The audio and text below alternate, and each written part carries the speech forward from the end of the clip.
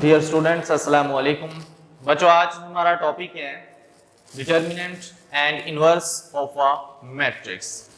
तो दोनों टॉपिक्स में जाने से पहले सबसे पहले हम डिस्कस करेंगे कि सिंगुलर मैट्रिक्स कौन सा होता है और नॉन सिंगुलर मैट्रिक्स कौन सा होता है। उसके बाद हम इनका डिटर्मिनेंट और इनवर्स फाइंड करेंगे। तो आज हमारी एक्सरसाइज 1.5 है, जिससे मैंने कुछ क्वेश्चन लिए हैं जिनको लेके हम सबसे पहले सिंगुलर और नॉन सिंगुलर की बात करेंगे। उसके बाद हम डिटर्मिनेंट और इनवर्स की तरफ जाएंगे। तो सबसे पहले हम देखते हैं कि सिंगुलर मैट्रिक्स कौन सा होता है। A matrix in which determinant of a matrix is zero is called singular matrix. यानी अगर हम किसी मैट्रिक्स का डिटर्मिनेंट फाइंड करें और वो डिटर्मिनेंट जीरो आ जाए तो उसे हम सिंगुलर मैट्रिक्स कहते हैं। और नॉन सिंगुलर मैट्रिक्स वो होता है जिसका डिटर्मिनेंट जीरो ना हो, तो उस मैट्रिक्स को हम नॉन सिंगुलर मैट्रिक्स कहते हैं। फॉर एग्जांपल, यहाँ मेरे पास एक मैट्रिक्स ए है, तो हम इसका डिटर्मिनेंट फाइंड करते हैं। मैट्रिक्स के एलिमेंट्स हैं 3, 6, 2 एंड 4। तो डिटर्मिनेंट फाइंड करने के लिए सबसे पहले हमें डिटर्मिनेंट की साइन लगानी होती है। डिटर्मिनेंट की साइन हमारे पास ए मॉड, इसको हम रीड करते हैं, या डिटर्मिनेंट ऑफ ए, या इसको हम इस तरह भी लिख सकते हैं डेट ऑफ ए। दोनों का मतलब एक ही है, ठीक है। इसके बाद हम दूसरी तरफ भी साइन लगाएंगे डिटर्मिनेंट की, और इन्हीं एलिमेंट्स को हम राइट करेंगे 3, 6, 2 एंड 4। सबसे पहले हमने ये साइन लगाई। अब इसका हमने डिटर्मिनेंट फाइंड करना है।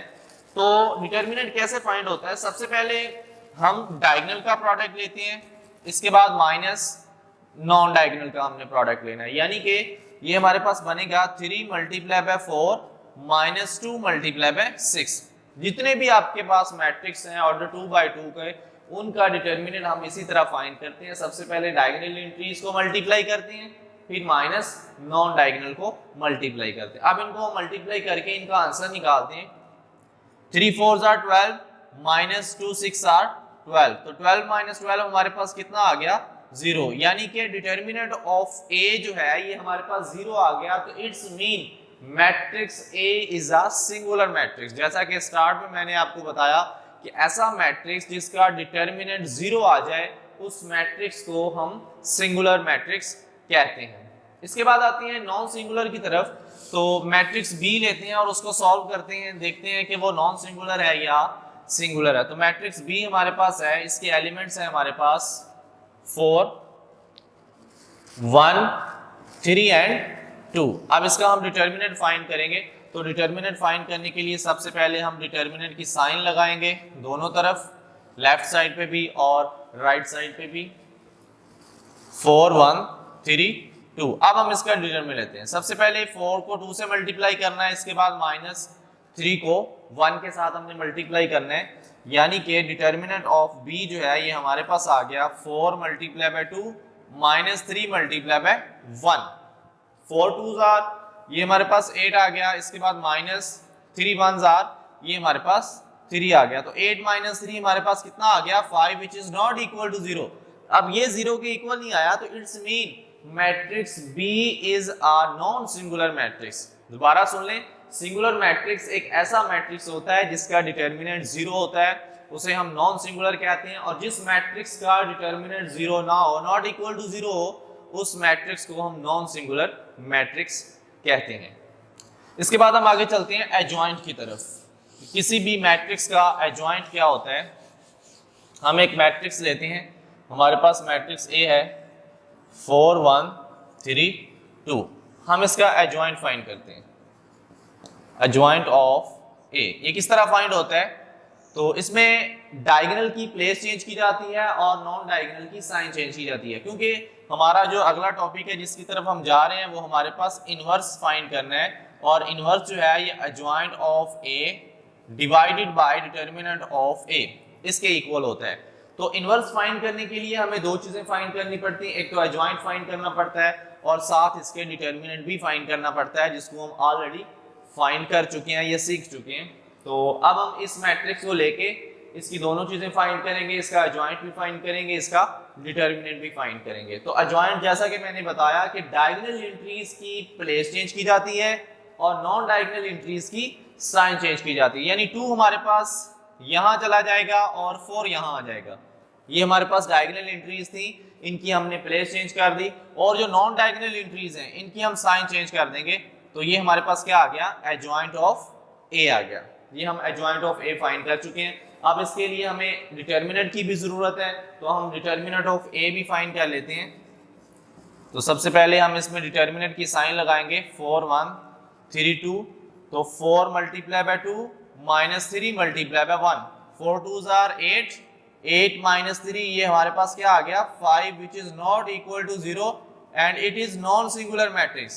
ये आपने साथ मेंशन करना होता है कि अगर किसी मैट्रिक्स का डिटर्मिनेंट 0 आ जाए तो उसके साथ आपने लिखना है इट इज सिंगुलर मैट्रिक्स, और जिसका 0 ना आए उसके साथ आपने लिखना है it is non singular matrix. So inverse possible, inverse उसी मैट्रिक्स का पॉसिबल है जो नॉन सिंगुलर हो, क्योंकि जो सिंगुलर मैट्रिक्स होता है उसके डिनोमिनेटर में 0 आ जाएगा जो कि फंक्शन को अनडिफाइन कर देता है। तो इसलिए जिस मैट्रिक्स का डिटर्मिनेंट 0 आ जाए उसका इनवर्स पॉसिबल नहीं होता। इनवर्स उसी मैट्रिक्स का पॉसिबल होगा जिसका डिटर्मिनेंट नॉट इक्वल टू 0 आए, यानी कि वो नॉन सिंगुलर हो। अब आते हैं, हम डिटर्मिनेंट भी फाइंड कर चुके हैं, हम एडजॉइंट भी फाइंड कर चुके हैं। अब इन दोनों वैल्यूज को हमने इस फार्मूला में पुट करना है, यानी ये बेसिकली हमारे पास एक फार्मूला है कि ए इनवर्स जो है ये इक्वल टू होता है adjoint of A divided by determinant of A.